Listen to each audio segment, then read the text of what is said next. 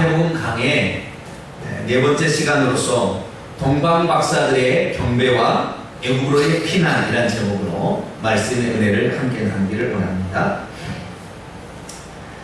우리는 지난 3주간에 걸쳐서 예수 그리스도의 족보와 그의 잉태에 관한 사실들에 대해서 살펴보았습니다. 이 족보와 잉태에 관한 사실을 통하여 깨닫게 되는 것은 예수 그리스도는 왕의 자손으로도 오셨고 평민들의 자손으로 오셨다. 그렇지만 아브라함과 다윗의 자손이다. 아브라함에게도 그 씨로 말미암아 천하 만민이 복을 받는다 했고, 다윗에게도 그 씨가 그리고 그가 난 아들이 내 아들이 된다 이렇게 얘기를 했고, 다윗의 아들이라고 얘기한 게 그렇게 된 거예요. 그래서 그 다음에 그의 왕위가 계속 이어지리라 해서 그의 그 왕통이, 그의 왕권이 없어지지 않은 왕권이 된다, 이런 약속을 했다 이 말이죠. 그래서 예수 그리스도는 한편으로는 다윗의 솔로몬 계열에 이어지는 왕의 계열을 따라오셨고, 하나는 다윗의 나단이라는 그 아들을 통해 이루어진 평민의 아들, 평민의 사람으로서 마리아가 두 사람이 이렇게 결혼함으로 말미암아 약속의 자손으로 오셨는데, 한쪽은 왕의 자손으로 오고 한쪽은 평민의 자손으로 왔지만 처녀의 후손, 여자의 후손이라는 약속이 있어서 왕의 자손과 여자의 후손이 딱 만나가지고 드디어 결혼하기 전에 약혼할 때 법적으로만 부부 상태에서 처녀에게 잉태가 되므로 결국에 예수님이 이 땅에 오심으로 온 인류를 구원할 참 그 사람이 태어날 수밖에 없었다라는 사실을 우리가 배우게 되었습니다. 오늘은 예수 그리스도의 탄생과 유년 시대에 관한 부분을 마태복음 2장을 통해서 살펴봄으로써, 한편으로는 예수 그리스도께서 유대인과 이방인의 왕으로 오셨다라는 사실을 확인함과 동시에 누가복음의 탄생의 기록을 통하여, 탄생과 그 자라남의 기록을 통하여 평범한 성인으로 오시어 합당한 사람으로, 같은 우리와 같은 사람으로 자라나셨다라는 사실을 함께 살펴보기를 원합니다. 자, 그러면 예수 그리스도께서는 언제 어디에서 어떻게 태어났을까요? 오늘 마태복음 2장 1절에 보면 예수님께서는 헤롯 왕 때에 태어났습니다. 언제요? 헤롯이 왕으로 재직하고 있었을 때에 태어났습니다. 헤롯은 언제 왕이 되냐면 BC 37년에서 AD 4년까지 왕으로 재직했어요. 그 안에 태어났겠죠? 역사적인 사실이에요. 역사적인 사실. 그래서 언제 태어났느냐? 우리는 예수 그리스도의 탄생을 어떤 한 사람이 이때쯤 태어날 것이라고 정했어요.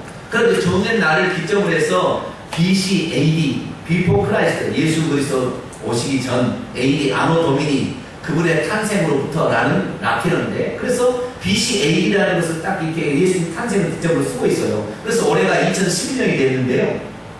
그래서 AD 2011년이에요 지금. 아시겠죠? 그래서 예수님의 탄생 2011년이라고 했는데, 실제적으로 예수 그리스도는 언제 태어났냐면 BC 6년 5월 14일에 태어났어요. 이게 과학적인 자료로 다 밝혀진 거예요. 언제 태어났다고요? BC 6년 5월 14일에 태어났어요. 어떻게 그걸 찾아내느냐? 다 찾아낼 수가 있어요. 어떻게 찾아내냐면 예수 그리스도의, 좀 이따 나옵니다, 탄생, 죽음, 재림에는 반드시 해와 달과 별들의 이상한 징조가 있게 되어 있어요. 좀 이따 다 다룹니다. 그래서 그걸 다 추적해보니까 나오게 되어 있다는 거죠. 12월 25일 날 예수님이 태어났을까요? 네? 12월 25일 날 예수님이 태어나셨을까요? 그런 줄 알잖아요, 우리는. 그리고 그날 성탄절을 지키잖아요. 저희 아버지가, 우리 아버지가, 저희 그 할아버지, 할아버지 아니라 할머니의 제사를 저희 집 안 믿는 집안이었잖아요. 제사를 드렸는데, 할머니의 제사를 할아버지 제사하고 같이 드리는 거예요. 네? 그래서 왜 한가 난 몰랐어요. 날이 한참 지나보니까 저희 아버지를 낳고 7달 만에 할아버지가 돌아가신 거죠. 그래서 할머니를 큰 집에서 그 어른이 불러가지고, 야, 너 평생 이렇게 살아야 되냐? 빨리 나가라. 좋으니까 시집가서 잘 살아야 돼. 우리가 키우마. 그럼 내보는 거예요. 그러니까 할머니가 어디로 가서 산지를 모르잖아요. 돌아가시는지 모르니까 제삿날을 같이 이렇게 제사를 이렇게 지내는. 마찬가지로 예수 그리스도가 언제 탄생한지 옛날에 과학적 사실이 밝히지 않으니까 한 이쯤에 태어나지 않았을까라고 정한 거죠. 아시겠죠? 그 정했는데 나중에 알고 보니까 BC 6년 5월 14일. 이것은 거의 확실시 되는 날입니다. 0.1% 불가능한 거 있긴 있겠지만 거의 확실시 되는 날이에요. 12월 25일 날 오지 않은 것은 확실합니다. 예수 그리스도께서 눈 내릴 때 오지 않았어요. 왜냐하면은 밖에 목자들이 양떼를 치고 있었잖아요. 그 밤에 양떼를 치고 있는 사람이 추워가지고 어떻게 겨울에 양떼 안 치잖아요. 추워서. 그러니까 그때는 아니에요. 근데 그날 이렇게 정하긴 한 거예요. 나중에 다 이제 정치적인 뭐 이렇게 있었지만, 그러나 온 인류가 다 몰라서 그날을 예수님의 탄생일로 지키기 때문에 예수님께서 어떻게 생각하세요? 뭐냐, 내가 그날을 생일로 쳐주마. 그리고 12월 25일을 예수님도 당신의 생일처럼 이렇게 여신다고 그래요.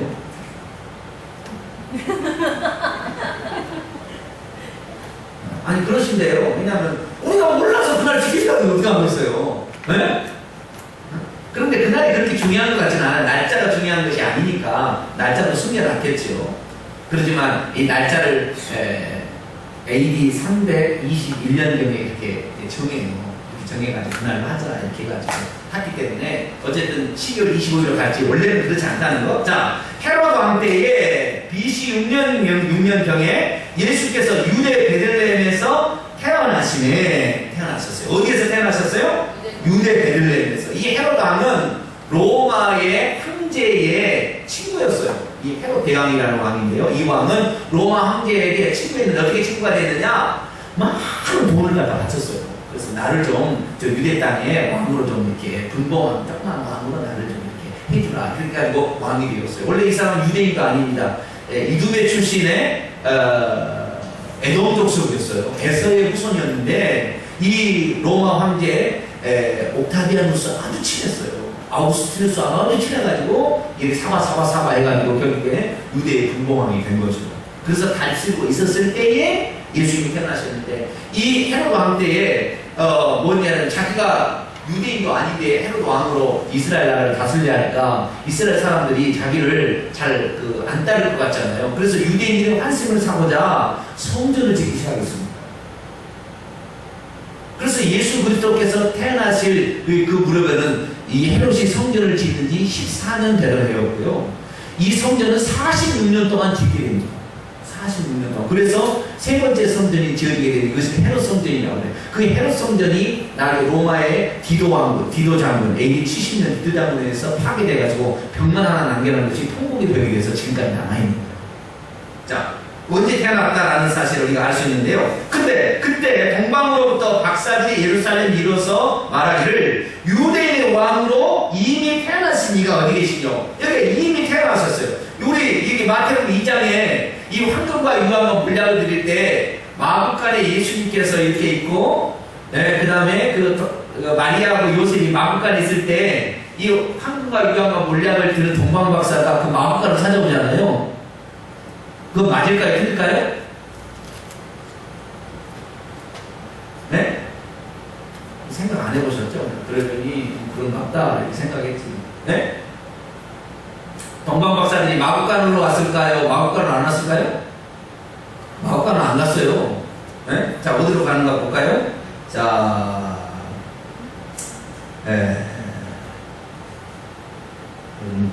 11절. 11절. 집에 어디요? 그 집에 들어가 거처를 정해서 일정한 거처를 정한다는. 그러니까 이 마태복음 2장의 동방박사들의 방문은 예수 그리스도께서 태어나신 지 그날이 아니고 한참 좀 지났어요. 몇 달이 지난 어느 시점, 몇 달이 지난. 근데 많이 지나진 않았어요. 왜냐하면 헤롯 왕이 동방박사 보내가지고 나도 경비하러 죽이려고 그랬죠. 경비할 수 있도록 나한테 보고하라는데 보고를 안 하고 가버렸잖아요. 기다리다가 쏜 줄 알고 2살 아래 아이를 싹 베들레헴 그 지king 아이를 싹 죽이잖아요. 그러니까 한 몇 달 정도, 한 달에서 6달 그렇게 한 달 정도 이상은 시간이 좀 지난 시간 아시겠죠? 예수님이 태어난 지가 좀 지난 시간이에요. 그럼 얼마만큼 지났는지를 정확히 알 수 없지만 자 우리가 지난 시점은 그러면 예수 그리스도께서 만국간을 태어났다는 우리가 어떻게 알아요? 누가복음의 기록을 통해 안다는 말이에요. 아시겠죠? 그래서 복음서가 서로 간에 서로를 보충해 주는 거예요. 누가복음 2장에 읽어보면 예수 그리스도께서 언제 태어나셨는지도 역사적 배경이 나옵니다. 자, 누가복음 2장으로 넘어갑니다.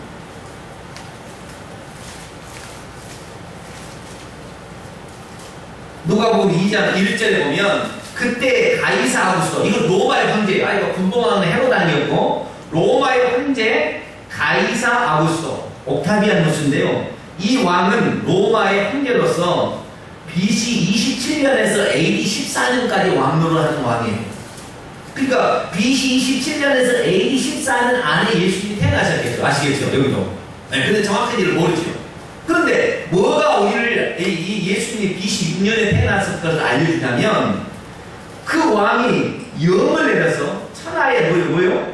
영을 내려, 그죠? 영을 내려가지고 천하로 다 호적하라는 명령을 내렸는데 이 호적은 언제 한 거냐? 이 호적은 구레뇨가 수리아의 총독을 누가? 구레뇨라는 사람이 담당하고 있을 때 있어요. 그런데 이 구레뇨가 수리아 총독이 언제냐면 BC 8년에서 6년 사이에 이 수리아 총독을 구레뇨가 하고 있었어요. 그러니까 더 좁혀지면 BC 8년에서 6년 사이에 태어난 거예요. 그런데 그때 별이 하늘에 이상한 징조를 보고 왔다는 걸 통해서 이 천체 이상을 통해서 다 추적할 수가 있는 거예요. 자, 그래서 예수 그리스도께서는 로마의 황제는 가이사 아우구스투스라는 옥타비아누스 원 이름인데 아우구스투스라는 이 황제가 왕노를 하고 있을 때, 그 다음에 구레뇨가 수리아의 총독이 되고 있을 때, 유대 땅에는 헤롯 대왕이 분봉함으로 재직하고 있을 당시에 태어난 거예요. 아시겠죠? 어느 때? 봄철에 풀을 뜯기로, 양떼의 풀을 뜯기로 나가서 목자들이 풀을 찢고 있을 때, 그리고 하늘에 이상한 징조가 있었어요. 그게 딱 보니까 그날 딱 나와요.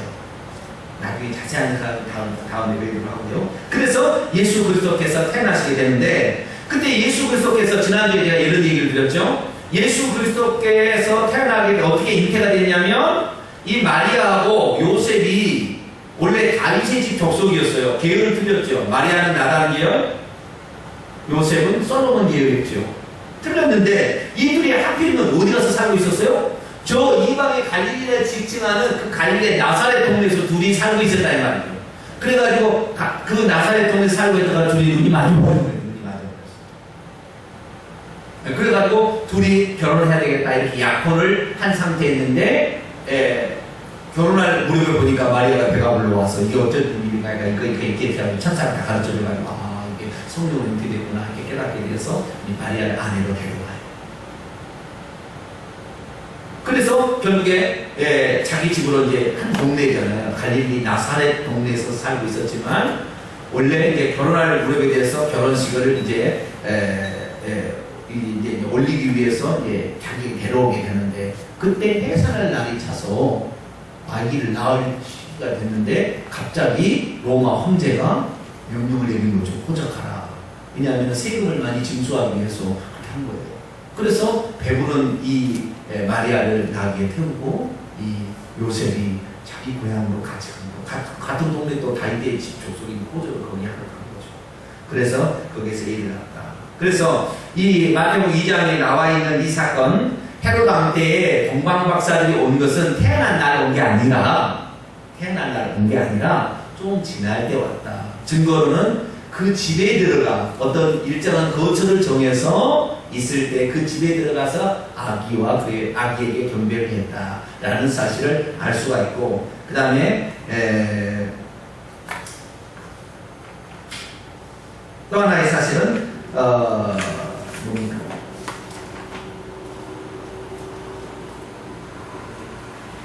태어난 이 아기가, 여기 아기에 문제가 있어요. 자, 한번 봐봐요. 11절에 보면은 집에 들어가 아기와 그의 어머니 마리아가 함께 있는 그것을 엎드려 아기께 경배하고 고백을 열어 황금과 유황과 몰약을 예물로 든다. 여기 아기가라고 되어 있는데 원문에는 아이예요. 아기로 안 나오고 아이로 나옵니다.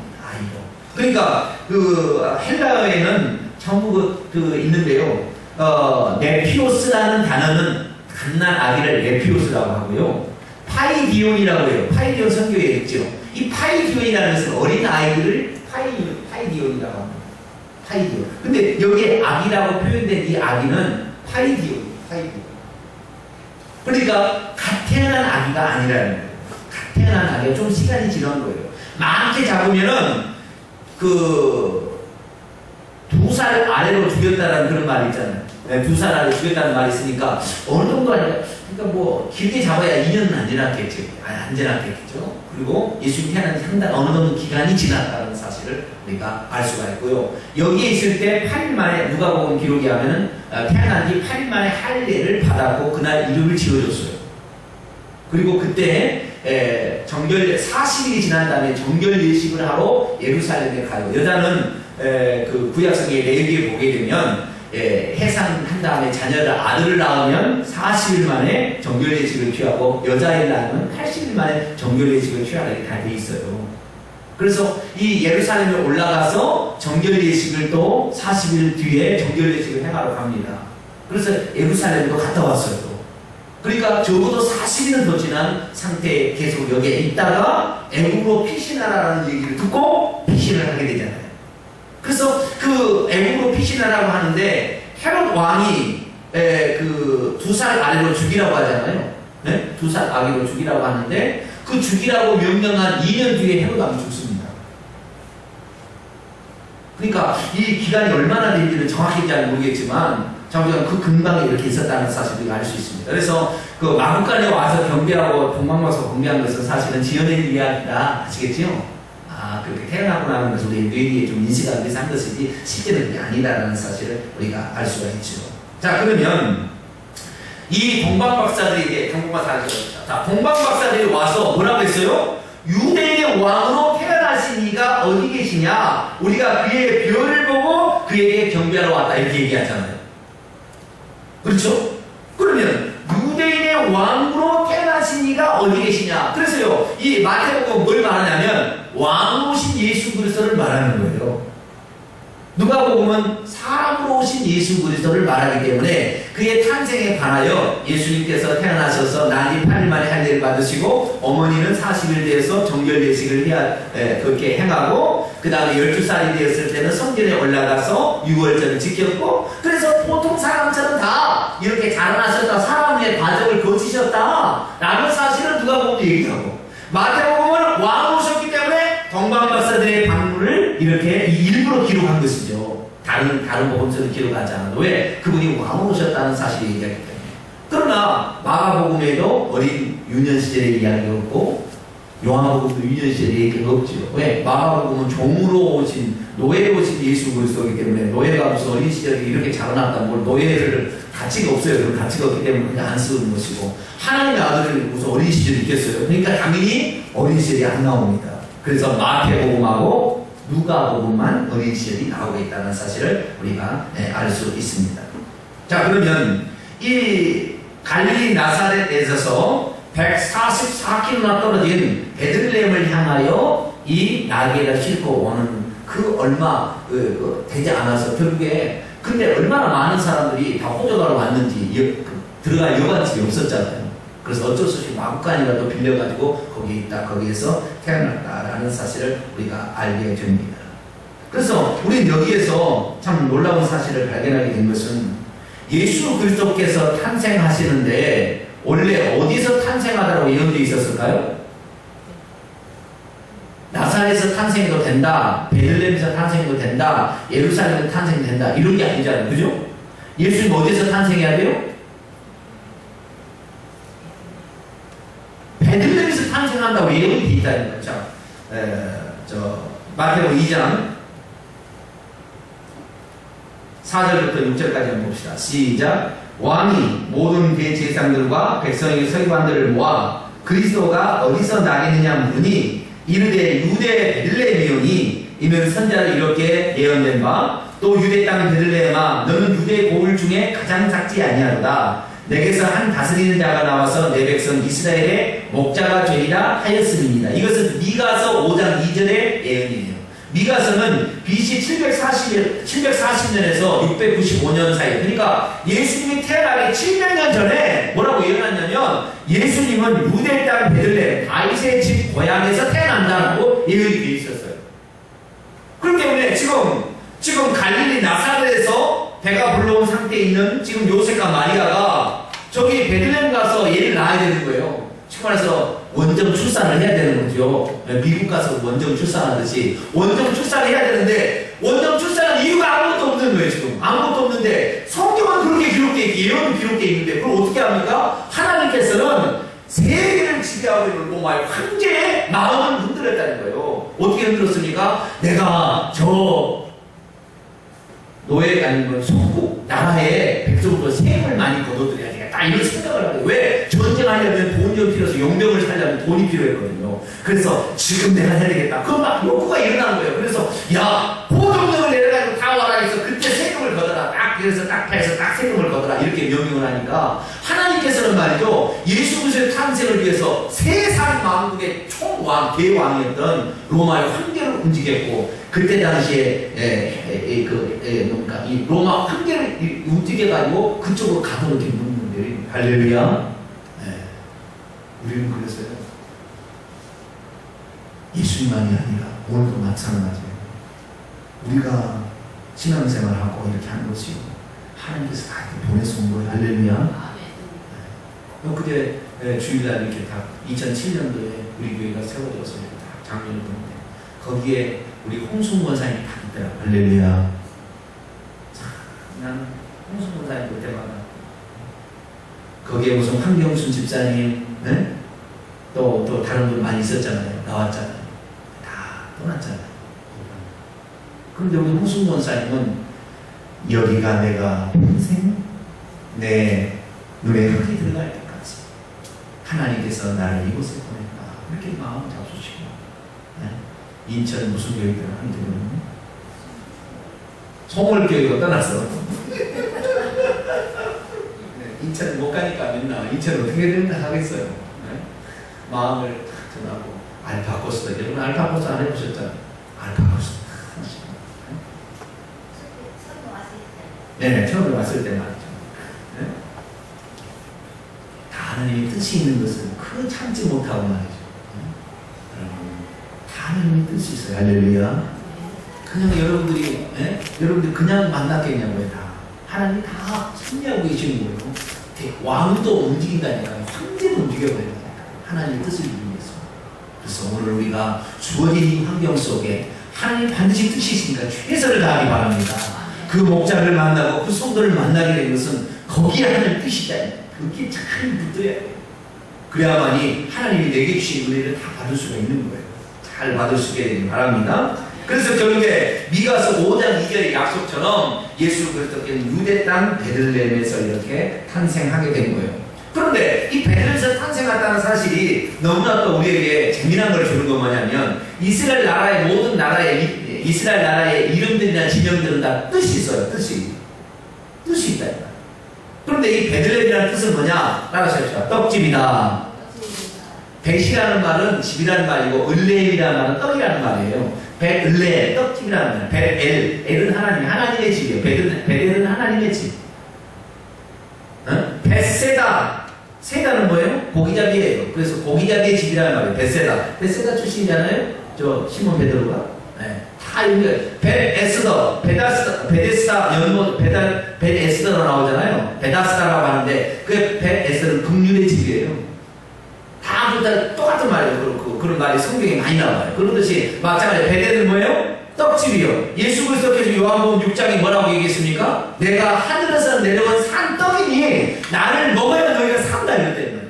500일의 기적을 일으킨 다음에 예수 그리스도 500일의 기적을 일으킨 이유가 있었어요. 광야에서 너희 이스라엘 백성들이 그 떡을 먹었다니 하늘에서 신령한 떡을 먹었다니 말이에요. 그래서 죽었지만 내가 주는 너희에게 주는 떡은 영원히 멸망치 않는 떡이니 내 살이고 너희의 떡이다. 그래서 예수님이 나에게 성찬식을 하고 죽어요.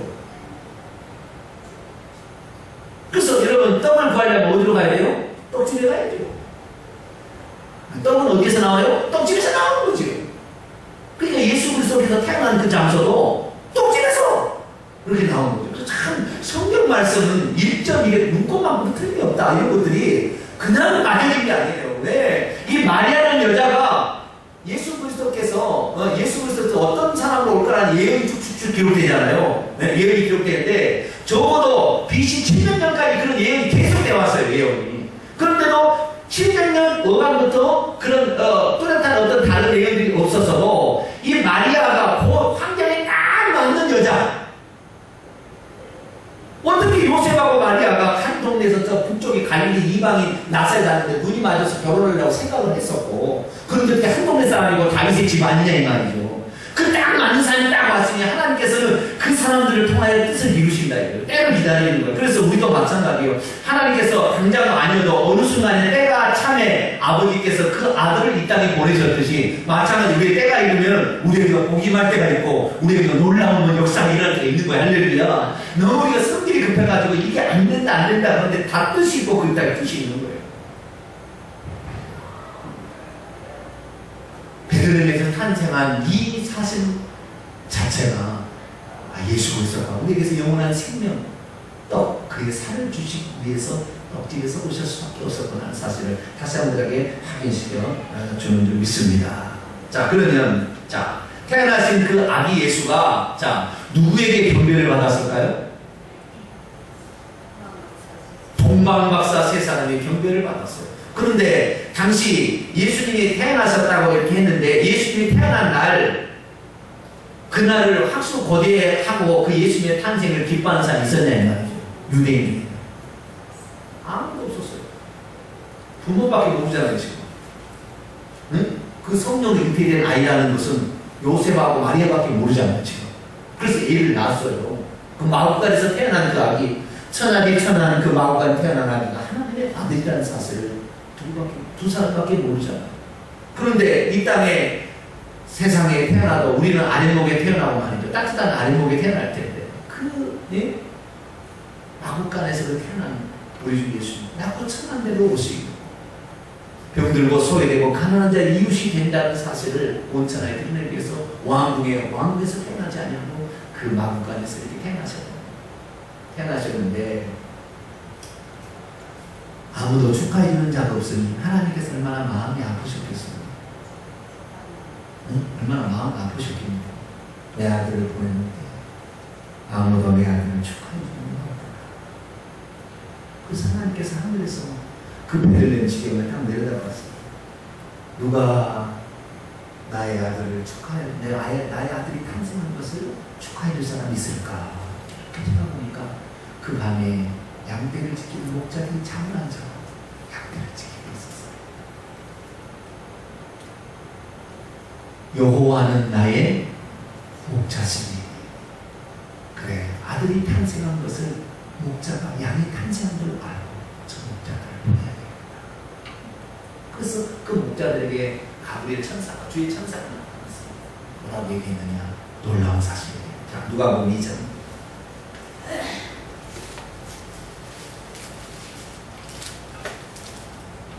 10절부터 12절까지 말씀. 10절로 12절까지 말씀. 누가복음 2장 10절로 12절까지 말씀. 시작. 천사가 이르되 무서워하지 말라. 보라, 내가 온 백성에게 미칠 큰 기쁨의 좋은 소식을 너희에게 전하노라. 오늘 다윗의 동네에 너희를 위하여 구주가 나섰으니 곧 그리스도 주시니라. 너희가 가서 강보에 쌓여 부위에 누워있는 아기를 보리니 이것이 너희에게 표적이니라 하더니 아멘. 어떤 소식입니까? 온 백성에게 미칠 큰 기쁨의 좋은 소식. 이것은 유대인들만을 위한 소식도 아니요, 이방인들만을 위한 소식도 아니라 유대인과 이방인을 다 포함한 소식이기 때문에 유대인으로서는 너 목자들이 가서 경배하고, 이방인들은 동방의 박사, 가장 똑똑한 사람, 그 사람들을 데려다가 경배를 하게 한 거예요. 그래서 이 예수 그리스도의 탄생할 때 동방으로부터 박사들이 그의 별을 보고 그에게 찾아와서 경배를 하게 된다. 동방의 박사라고 표현된 이 박사들은 마고스라는 뜻인데요. 이 마고스는 점성술가들 또는 천문학자들이라고 불려집니다. 다시 말해서 당시의 과학의 최대 과학자였어요. 하늘의 별을 연구하는 천문학자로서 그들은 아마 페르시아라는 지역에서 온 사람들로 추정이 됩니다. 그런데 그들은 페르시아로부터 만약에 추정한다고 한다면 얼마를 걸어서 왔냐면 805km를, 여러분 805km, 자동차로 805km, 여기서 부산까지, 서울에서 부산까지 몇 킬로죠? 네? 300? 벌써 다 까먹었네. 300 몇 킬로죠? 네, 참 감사합니다. 그래도 나도 모르면 여러분 몰라줘서 참 감사해요. 네, 어쨌든 300 몇 킬로예요. 네. 그런데 800 몇 킬로를 자동차로 온 게 아니고 날에 온 것도 아니에요. 날에 별이 안 뜨잖아요. 밤에 별이 뜨면 그 별의 인도를 따라왔으니 몇 년 걸렸을 거야. 아마 몇 년. 그러지 않았을까요? 밤에만 보고 따라왔을 거 아니에요. 밤에 보고 신나게 갈 수 있어요. 별을 보고 짬보 왔겠지요. 얼마나 준비해서 왔겠어요. 그 어마어마한 길을, 얼마나 갈지도 모를 그 길을 동방 박사들은 무엇 때문에 그 위험한 길을 자처해서 그 먼 곳까지 왔겠냐 이 말이죠. 그들은 그 별을 봤을 때 이것은 보통 사람이 난 게 아니다 이거죠. 보통 사람이 난 게 아니다. 그래서 그 별의 인도를 따라서 그 동방 박사들이 그 먼 곳에 왔어요. 그러면 그 먼 거리를 얼마나 갈지도 모를 그 거리를 왜 동방 박사들은 그렇게 위험을 무릅쓰고 왔을까? 우리는 그들이 드린 그 예물을 통하여 그들이 왜 거기까지 왔는지를 추정해 볼 수가 있어요. 그들이 예물을 드렸잖아요. 그죠? 준비한 예물이 있었어요. 몇 년 전부터 준비한 예물이 있었다니까요. 근데 그 예물을 준비할 때 그걸 보고 준비한 거 아니에요. 저 별이 무슨 의미인지 그 별을 보고 준비를 한 거죠. 그래서 그 별을 보고 준비해서 드렸는데 뭘 드렸습니까? 황금과 유향과 몰약을 선물로 드렸다. 예물로 드렸다는 거죠. 그들은 최고의 과학자요, 최고의 지식층이요, 최고의 머리 좋은 사람들인데 이런 사람들이 가져온 선물 속에 그 아기 예수가 어떤 분인지를 알고 왔을 것이라는 사실을 추정해 볼 수 있는 것이죠. 자, 첫 번째 뭘 드렸습니까? 황금을 드렸죠. 이 황금은 뭘 말하는 것입니까? 황금은 불순물이 하나도 들어가지 않는 순수한 금을 가리키는 거잖아요. 이 순수한 금은 신성한 본성을 상징합니다. 다시 말해서 예수 그리스도는 신성한 본성을 지닌 하나님 같은 분이다라는 것을 말해주고 있는 거예요. 불순물이 하나도 첨가되지 않은 정제된 황금을 준비했을 때 그들은 그냥 사람이 탄생한 것이 아니라 이게 어마어마한 분이 오셨다라는 사실을 그들은 알았다는 것입니다. 두 번째, 유향을 준비했는데 유향은 우유빛 나는 향기로운 액체죠. 이것은 예수 그리스도의 생애가 순결하고 아름다운 죄 없는 삶이 될 것을 암시해 주는 것입니다. 그렇기 때문에 예수 그리스도께는 이 땅에 사실 때 죄를 짓지 아니하고, 죄를 짓는다는 마귀의 말을 듣는 것이고 자기 고집대로 행하는 것인데, 마귀의 말도 듣지 아니하고 자기 고집대로 행하지 아니하고 오직 아버지의 뜻을 따라, 할렐루야, 그분이 하신 말씀대로 순종하며 이렇게 사셔서 그분은 순결한 깨끗한, 그래서 순결한 백옥 같은 그런 순결한 삶을 사셨다. 이게 유형이에요. 그 다음에 세 번째는 몰약을 준비했죠. 몰약은 예수 그리스도의 그 죽음, 신체에 바르는 향품입니다. 향기나는 향료인데요. 향기나는 기름인데, 이 몰약을 드렸다는 것은 이분이 장차 온 인류를 위해서 죽을 끝까지도 다 알고 있었다는 거죠. 그래서 이들이 이 예수 그리스도께서 인류에게 미칠 엄청난 소식을 가지고 온 특별한 사람이다 라고, 그의 생애는 죄가 없이 아름답고 순결한 삶을 살 것이다, 그리고 그는 온 인류를 위해서 죽음을 싸운다는 것을 어느 정도 다 이렇게 구체적으로는 못 알았겠지만 그러한 사실을 어느 정도는 알고 온 거예요. 그러니까 그 위험을 무릅쓰고 805km를 걸어서 유대땅 베들레헴까지 이렇게 찾아갈 수가 있었다는 것입니다. 참으로 안타까운 사실은 하늘의 별을 연구하는 이방인들이 예수 그리스도의 탄생을 먼저 알았다는 것입니다. 성경을 달달달달달달 암송하고 성경을 가르치는 사람들은 말은 베들레헴에서 태어난다 말했지만 예수 그리스도의 탄생을 아무도 알지 못했고, 또한 이 동방 박사들이 와서 유대의 왕으로 태어났다고 얘기했지만 헤롯 왕은 어땠어요? 자기가 아기를 낳지 않았는데 유대의 왕으로 태어났다는 죽이기 위해서 미움과 분노로 아기 예수를 찾았고, 온 예루살렘 사람들은 소동했다 이렇게 성경이 나와 있는 거 보니까 아기 예수 그리스도의 탄생에 대해서 놀라워했어요. 놀라워했지만 한 번도 안 봤어요. 경비가. 여러분, 지식은요 사람을 교만하게 하는 것입니다. 말을 하나를 들어도 순종할 줄 알아야지. 공부만 하면 교만하게 돼 있다. 그걸 통해 무엇입니까? 나는 성경을 많이 한다, 자랑하는 거 쓰는 거예요. 아무도 그 예수님을 경배하러 가지 않은 거예요. 세상에 유대인들을 위하여 왔잖아. 예수님도 나도 이스라엘 지금 잃어버린 장면을 다른 데로 보고 힘을 받지 아니했다 하면서 그 유대를 그처럼 사랑했지만 예수님을 죽이잖아요. 유대인들은. 다양한 것도 세상에 경배하러 가는 거고 말이죠. 태어났다고 해도 한 사람도 안 가고 말이죠. 그래서 지식을 많이 가진 사람이 예수님을 안 믿어요. 교수들, 박사들 예수 잘 안 믿는다니까. 여기에 우리는 박사가 아닌 것을 감사하시기 바랍니다. 여러분 박사 있으시죠? 네, 큰 사람 드물어요. 그런 사이들이면 박사들 예수 믿는 사람은 나중에 믿는 사람이 아니라 어릴 때부터 다 신앙생활해서 박사 된 사람들이에요. 그래서 믿는 것이지 나중에 박사가 돼서 믿는 사람은 거의 드물어요. 여러분, 우리는 박사가 아닌 걸 감사하시기 바랍니다. 네, 박사. 그래도 이 동방에 있는 이 박사들은 정말 하늘의 별을 보고 왔어요. 여러분, 별이 뭘 의미하는지 아세요?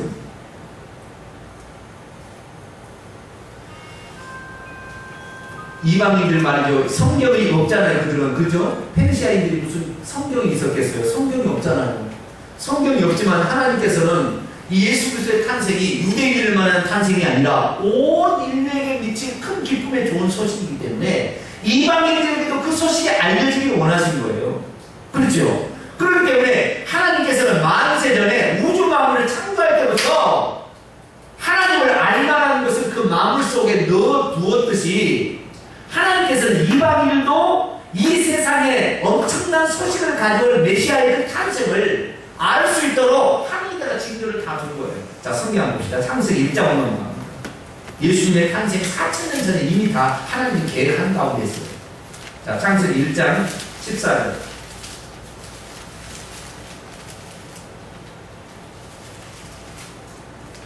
창세기 1장 14절 같이 읽어봅니다. 시작. 하나님이 이르시되 하늘의 궁창에 광명체들이 있어 낮과 밤을 나뉘게 하고 그것들로 징조와 계절과 날과 해를 이루게 하라. 아멘. 이 광명체들이 뭡니까? 그 뒤에 보게 되면 해와 달과 별들이 광명체죠. 그죠? 해와 달과 별들이 광명체.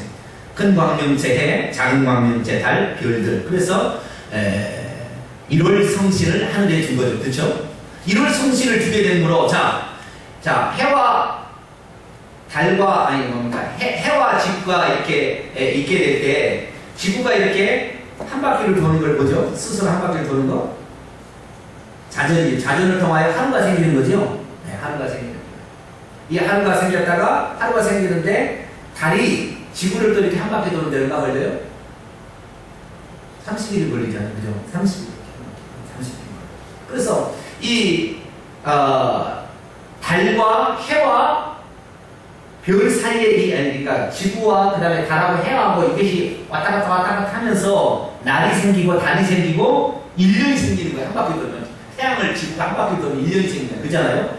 그렇듯이 그리고 그 다음에 이것이 세 달별로 시즌이 생기는 계절이 생기는 거 그렇잖아요. 세 달별로 봄, 여름, 가을, 겨울이 생기잖아요. 그죠? 3, 4, 12 해가지고 그래서 하루가 생기고 한 달이 생기고 그 다음에 세 달 계절이 생기고 그 다음에 1년이 생기도록 그렇게 만들었어요. 그래서 해와 달과 별들은 이런 일자와 연한 그 다음에 계절을 만들지만 한 가지 더 만든다는 거예요. 다시 한번 봐보세요. 그것들로 징조가 하나 더 있어요. 징조. 그죠? 계절. 네, 계절이죠. 봄, 여름, 가을, 겨울 있고 그 다음에 날, 하루, 이틀, 3일, 4일 그 다음에 해, 1년 있지만 뭐가 하나 더 있어요? 징조가 있는 징조. 영어로 말하면 사인이고요. 세네이아인데 헬라어로. 이 징조, 사인이 있는 거예요. 사인이. 그래서 해와 달과 별의 움직임을 통하여 옛날 예수 그리스도 그리스도를 전혀 모르는 사람들도 해와 달과 별들의 움직임을 통하여 어떤 일을 추정해냈어요. 그래서 그것을 천문학적 점성술이라고 얘기를 하는 겁니다. 그러나 그 점성술이 그들이 다 맞는 건 성경이 아니기 때문에 성경을 확인해 봐야 되겠죠. 그래서 성경을 모르기 때문에 정확히는 못 알았지만 어느 정도는 짐작을 하게끔 다 만들었다는 거죠. 그래서 하늘의 별들의 이상한 움직임을 통하여 이 동방 박사들을 알았다는 거예요. 그래서 하나님께서는 만세전에 예수 그리스도께서 탄생할 그날에 어떤 별이 출현할 것을 다 4,000년 전에 이미 다 만들 때부터 4,000년도 더 됐겠죠. 왜냐하면 그때는 하루가 아직 뭐 저녁이 되면 아침이 되는데 첫째 날도 해와 달과 별들이 없는데 하루가 되었다고 하니까 그날 얼마나 하루가 된지 몰라요. 수만 년이 흘렀는지 첫째 날 말에 빛이 쏟아질 때 그때 해가 있었어요? 넷째 날 생기는데 하루가 아니잖아요. 오늘날 말은 24시간이 아닌 거지.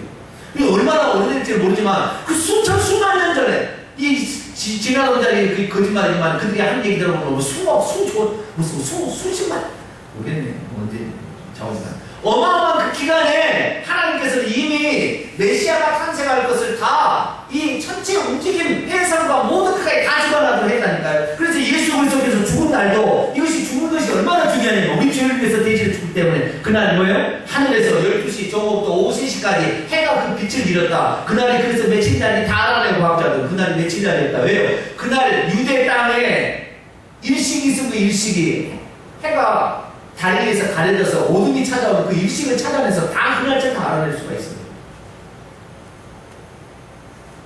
예수 그리스도께서 다시 오시는 마태복음 24장 읽어보면은 해가 말이죠 흔들리고 달이 어두워지고 말이죠 별들이 흔들린다고 다 그랬다고 해요. 그렇기 때문에 예수 그리스도의 탄생이나 예수 그리스도의 죽음이나 다시 오시는 그날이나 다 해와 달과 별들이 이상한 징조가 있게 되어 있어요.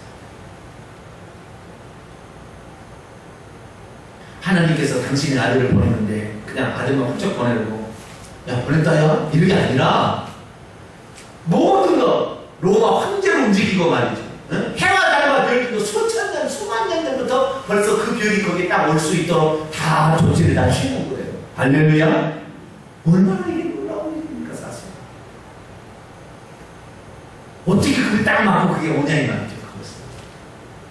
그래서 참 우리는 이 성경을 볼 때 모르는 사람들은 어떻게 성경을 믿냐고 내 주먹을 믿으라고 이렇게 얘기하는데 성경을 알면 알수록 성경이 진리다. 할렐루야. 성경이 진리다. 우리가 몰라서 그런 것이지 우리가 지금 과학이 덜 발달해서 못 찾는 것 뿐이지 찾아내면 찾아낼수록 확실한 증거들이 성경에 우리가 나타난다는 사실을 확인할 수가 있게 되는 것입니다. 시간이 너무 많이 흘러가지고 이제 다 뭐라고 다음 주에 더 해야 될 것 같아요. 지금까지 한 내용을 다시 한번 복습을 하도록 합니다. 예수 그리스도의 탄생은 배들 어디서 언제 온다는 것은 나타나지 않았지만 어디에서 탄생한다는 건 정확히 돼 있어요. 어디에서? 베들레헴에서. 그런데 지금 적합한 자가 있는데 그 적합한 자가 나사렛에 있어요. 하나님은 로마 황제의 마음을 움직여 호정령하게 했어.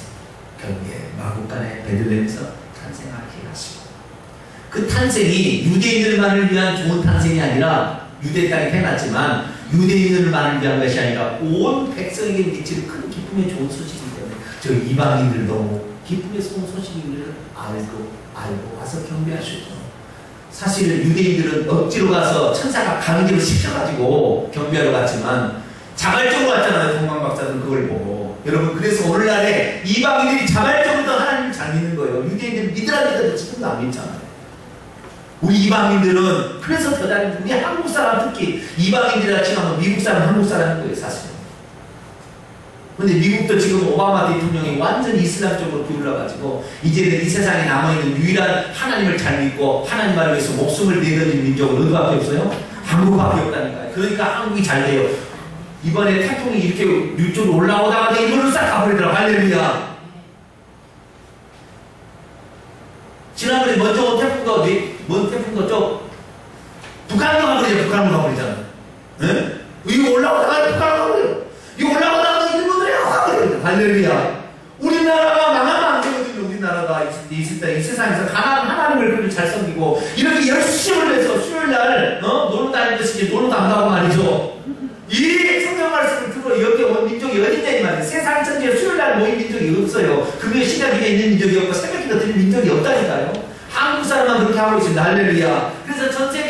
기독교 하는 것도 어쩌다 한 때가 있긴 있는데 그건 다 한국 사람이 가서 만든 거예요.